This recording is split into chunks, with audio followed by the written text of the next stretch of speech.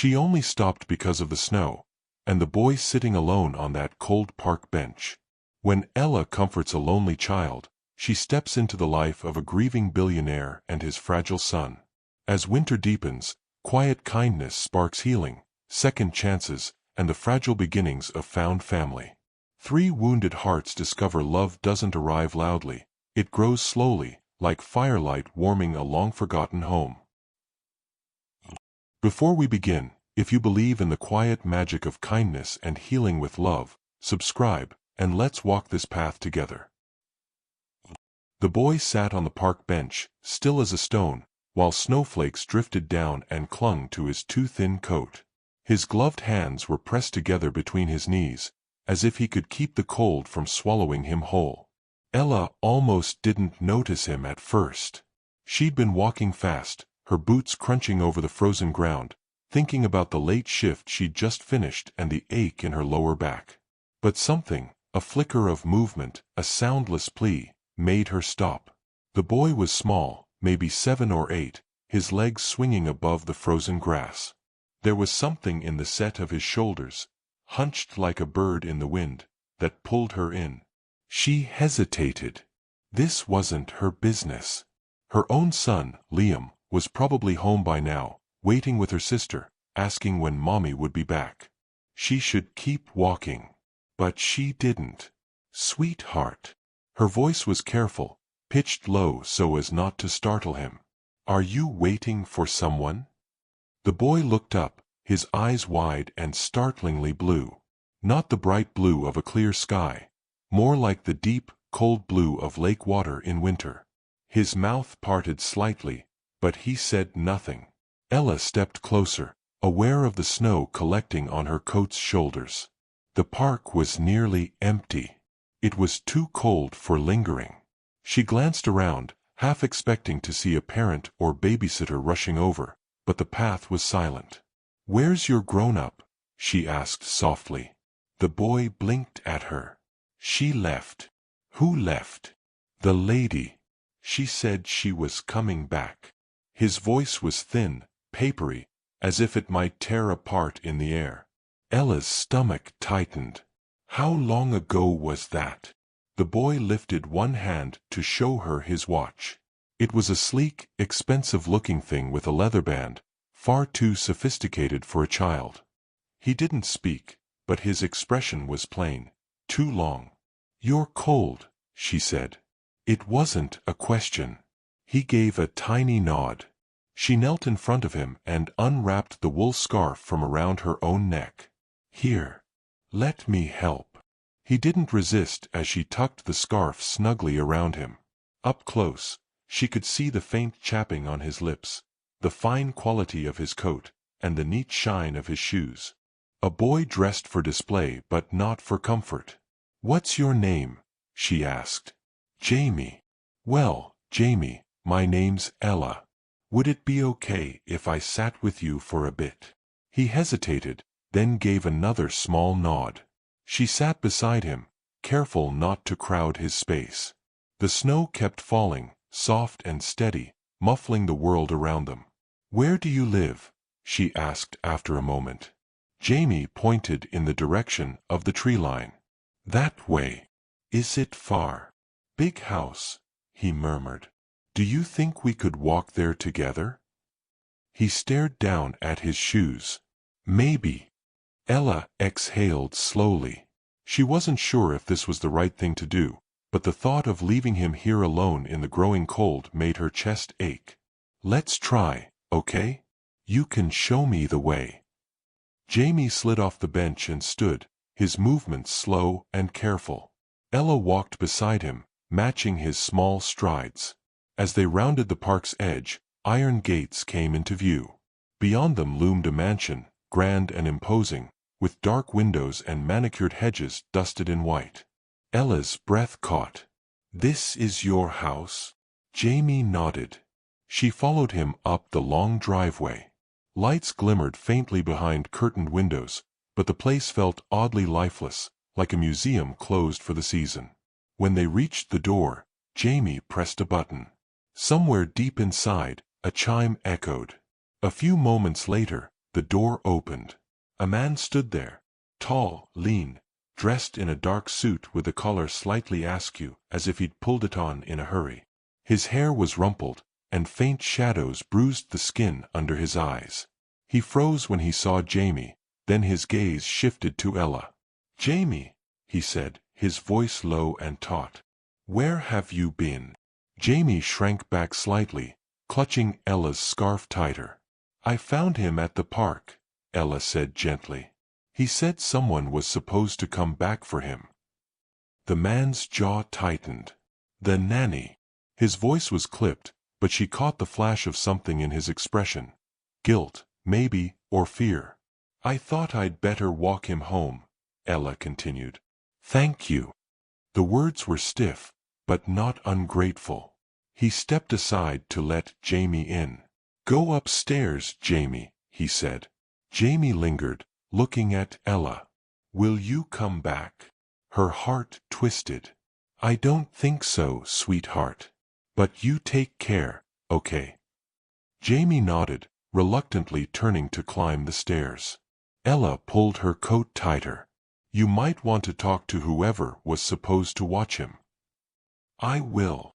The man's voice softened slightly, though his posture stayed rigid. "I appreciate what you did." She hesitated, unsure whether to say more. Then she gave a small nod and turned to leave. As she walked back into the falling snow, she slipped a hand into her pocket and found something soft, a small knitted glove. Jamie's. She curled her fingers around it. Damien Hale stood at the window, staring out at the endless stretch of snow that blanketed the grounds. The trees were bare, their dark, spindly arms reaching toward the sky like supplicants. In the distance, the faint trace of footprints cut through the white, 2 sets, small and large, leading up to his front door. He couldn't stop seeing them. Jamie's small shoulders hunched against the cold. The woman's steady steps beside him, her hand hovering near his son's arm as though to catch him if he faltered. Damien pressed his thumb hard against the edge of the glass until it hurt. He should have been the one walking Jamie home. Not a stranger. Not a woman with kind eyes and a voice soft enough to draw a shy boy out of silence. He hadn't even asked her last name. The fire in the hearth crackled, though Damien felt no warmth from it. The house seemed colder these days, no matter how high the thermostat was set. "Sir." He turned to see Reynolds, his assistant, standing just inside the doorway. The older man's face was lined with quiet disapproval. She called again. "The nanny." Damien let out a sharp breath. "Fire her." "Yes, sir.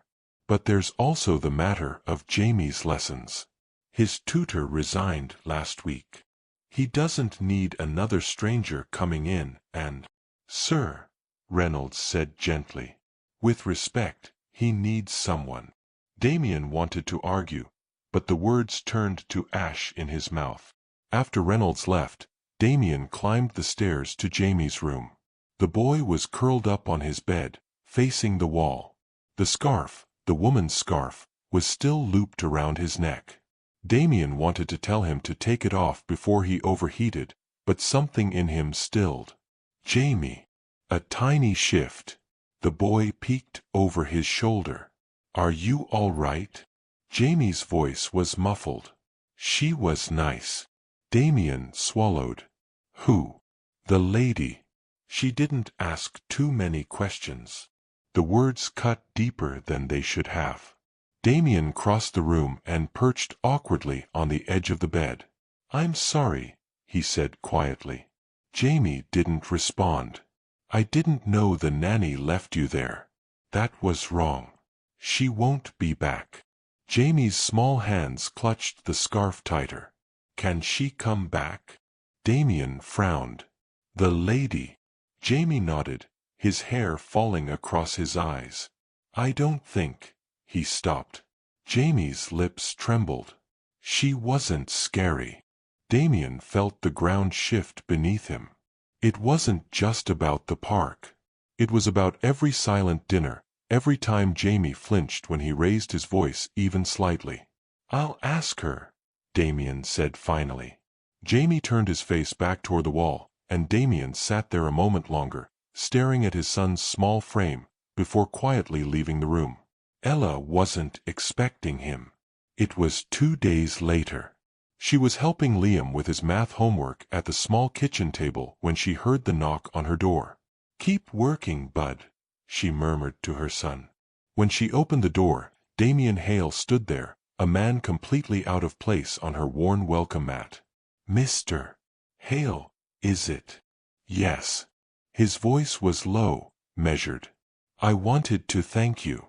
Properly." "You already did." He nodded slightly. "My son, Jamie, he asked if you could come by. Spend some time with him." Ella blinked. "I'm sorry. I know it's an imposition. But he seems comfortable with you. More than he's been with anyone in a long time." "You want me to babysit?" "Not exactly. Just be around him. I'd pay you, of course." Ella crossed her arms, leaning against the doorframe. "You're not used to asking for help, are you?" Damien's lips twitched, though it didn't quite become a smile. "No." She glanced back at Liam, bent over his workbook. Her life was already complicated enough. Yet she couldn't forget Jamie's fragile voice, or how tightly he'd clung to that scarf. "I'll think about it," she said. "Thank you." Damien inclined his head, then turned and walked back to the sleek black car idling at the curb. It was a week before she agreed.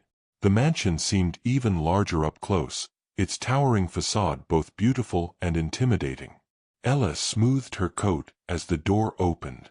Jamie's face lit up when he saw her. "You came." "I said I would." She handed him a small bag of cookies she and Liam had baked. He took them reverently. "Can we make more sometime?"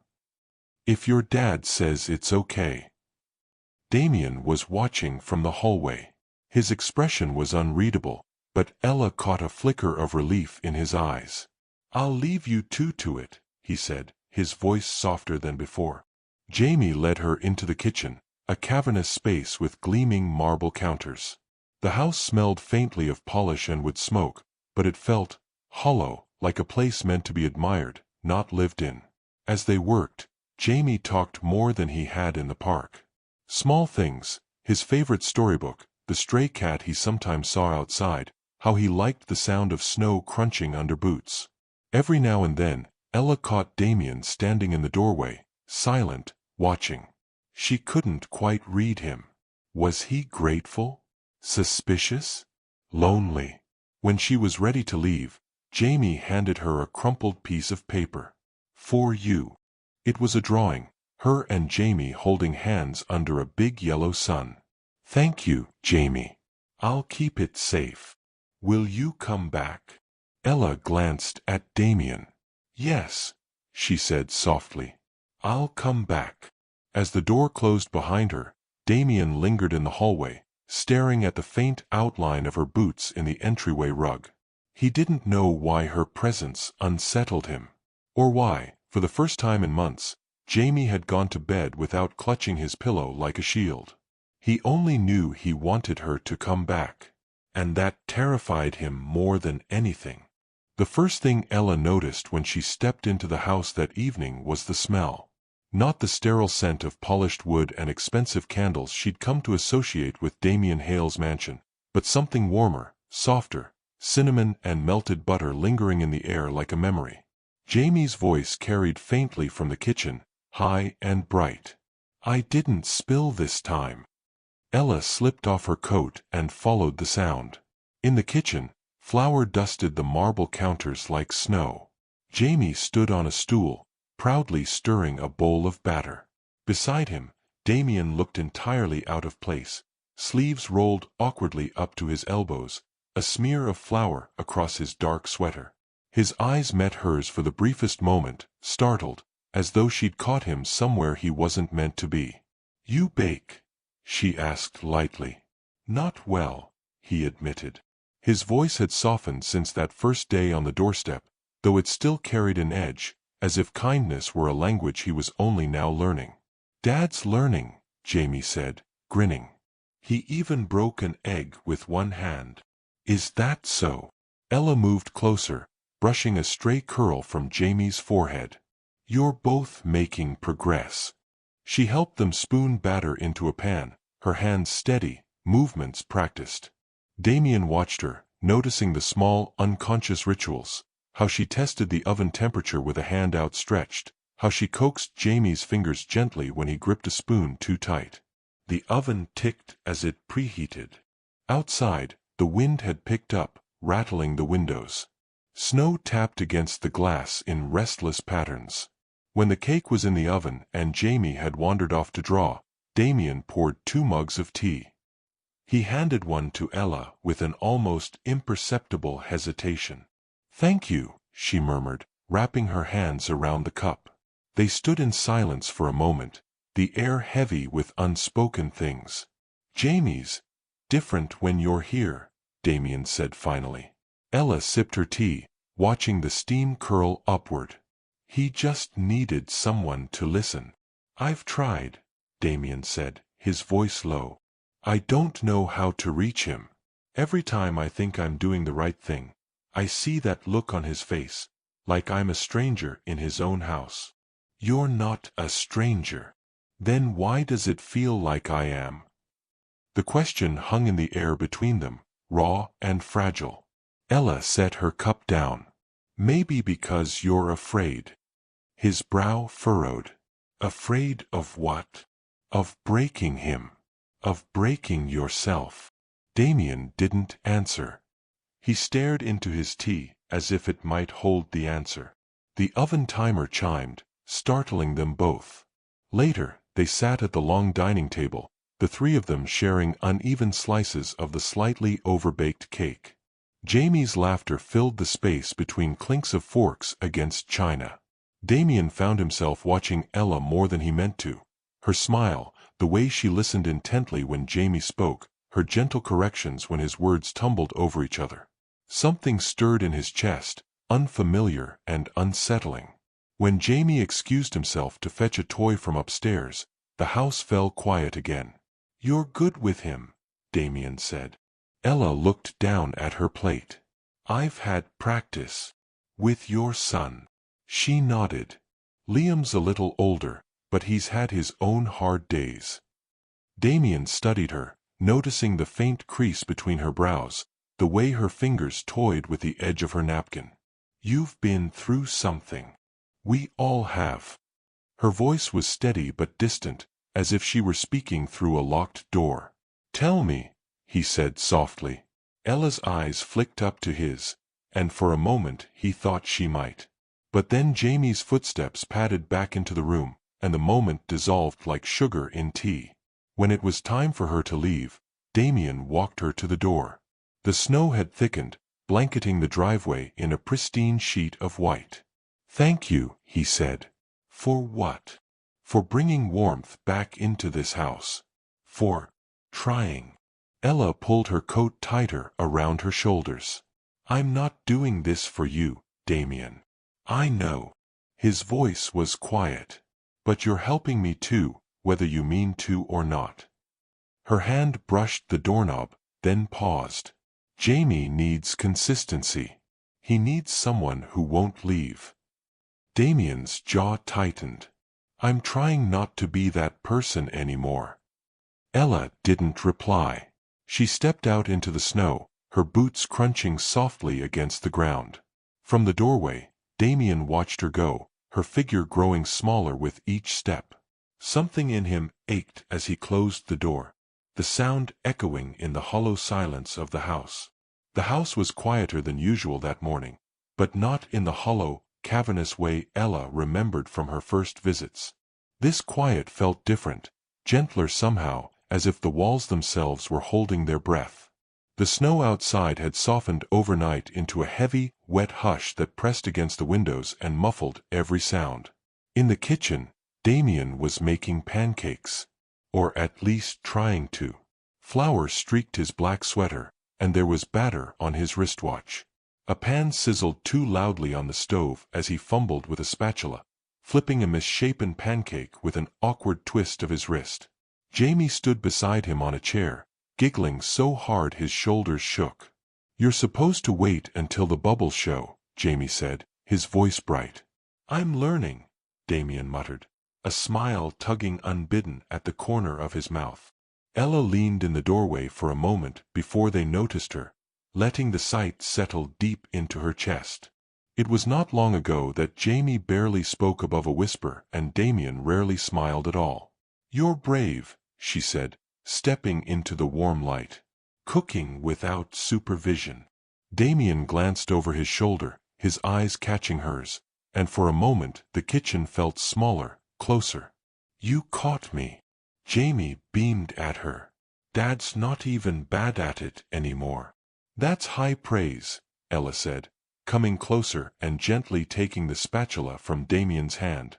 "Let me rescue this one before you burn it." They moved easily around each other now, the hesitations of early days smoothed into something resembling comfort. Damien's hand brushed hers as he reached for a plate, and though it lasted only an instant, the touch sent a ripple of warmth up her arm. They ate together at the long wooden table, sun streaming pale through the frost-laced windows. Jamie talked animatedly about the play at his school later that evening, his fork cutting pancakes into uneven triangles. "You'll be there?" he asked Ella. "If your dad doesn't mind." Jamie turned to Damien, his blue eyes wide. "Of course," Damien said, his voice steady. "I'd like her to come." Jamie grinned and went back to his pancakes. That evening, Damien sat in the school auditorium, his shoulders stiff in the narrow seat. Parents filled the rows around them, murmuring softly, their voices overlapping like waves. Ella sat beside him, her coat folded in her lap, and Damien couldn't stop noticing how her presence grounded him. Jamie stepped onto the small stage, his costume a little crooked, his hair sticking up at the crown. He scanned the audience nervously, and then his gaze landed on them, on Damien and Ella sitting together, and his shoulders relaxed. When it was Jamie's turn to speak, his voice wavered but grew stronger with each word. "I'm not lonely anymore," he said. The line was simple, part of the play's script, but it struck Damien like a bell tolling deep in his chest. Ella's hand brushed against his where it rested on his knee. Whether it was intentional or not, he didn't know, but he didn't pull away. Afterward, they waited outside in the cold as children burst from the doors in a flurry of laughter and snow-dusted scarves. Jamie ran to them, his cheeks pink with excitement. "Did you see? You were wonderful," Ella said, crouching to his level. Jamie wrapped his arms around her neck, then turned to Damien. "You came too." "I wouldn't have missed it," Damien said softly, and when Jamie leaned into his side, he let his arm settle around his son's small shoulders.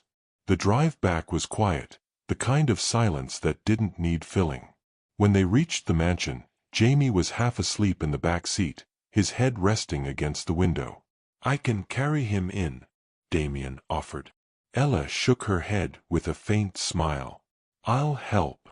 Inside, they tucked Jamie into bed. He murmured something incoherent, already drifting. Ella brushed a strand of hair from his forehead and pulled the blanket higher. Damien watched her, noticing the tenderness in her movements. "He's different now," she said softly, her hand lingering on the quilt. "So am I." His voice was rougher than he intended. Ella straightened, turning to face him in the dim light spilling from the hallway. "You're trying," she said. "It doesn't feel like enough. You're here. That's more than enough." A long pause stretched between them. Damien's hand twitched at his side as if unsure what to do. "I don't want this to end," he murmured. Ella's breath caught. "This. You. Him. Us." His voice cracked slightly. "You've changed this house. Changed me." She didn't answer right away. Instead, she stepped closer, so close he could feel the warmth radiating from her coat. "You're asking for something fragile," she said. Something that needs care. I know. He didn't reach for her. Instead, he took her hand and pressed it lightly against his chest. His heartbeat was fast beneath her fingers, unsteady but strong. Jamie stirred in his sleep, a soft sigh escaping his lips. Ella looked from the boy to the man, and something in her, something she thought had been locked away, shifted. Then let's go slow, she said. Damien nodded, relief flickering across his face. They stood there a moment longer, their joined hands resting between them like a promise. Later, as she walked to her car, Damien followed her to the door. Snow had begun to fall again, light and feathery. Will you come back tomorrow? He asked. Yes. Her voice was quiet but sure. He watched her drive away, her taillights glowing faintly red through the falling snow, until they disappeared. For the first time in years, Damien didn't feel alone. Not truly. If this story touched you, subscribe or share where you're watching from.